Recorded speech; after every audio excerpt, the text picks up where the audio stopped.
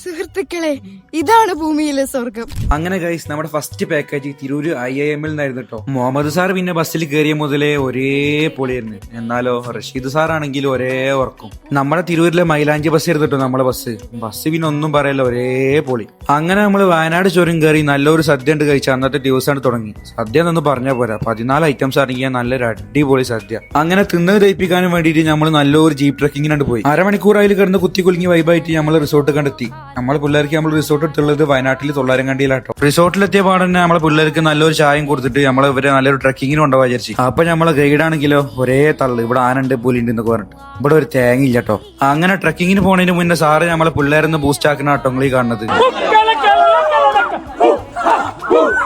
അങ്ങനെ ഹുക്കലക്ക എന്നൊക്കെ പറഞ്ഞാണ് നമ്മളെ ട്രക്കിംഗ് കണ്ട് സ്റ്റാർട്ടാക്കി. ട്രക്കിംഗ് പിന്നെ ഒന്നും പറയാനില്ല കേട്ടോ, ഒരേ പൊളി.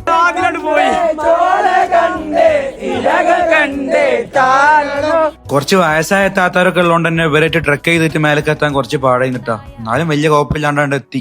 ട്രക്കിംഗ് ചീറി എന്ന് പറഞ്ഞാൽ മരണച്ചീറല്. ഓക്കെ അല്ലേ?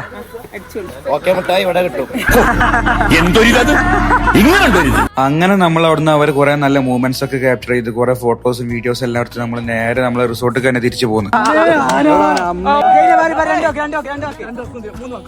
അപ്പൊ ഇനിയിപ്പോ നിങ്ങൾക്ക് ഇതേപോലെ നല്ല അടിപൊളി പാക്കേജ് കാര്യങ്ങളൊക്കെ വേണമെന്നുണ്ടെങ്കിൽ കോൺടാക്ട് ചെയ്തോളിട്ടാ, ഒന്നും നോക്കണ്ട.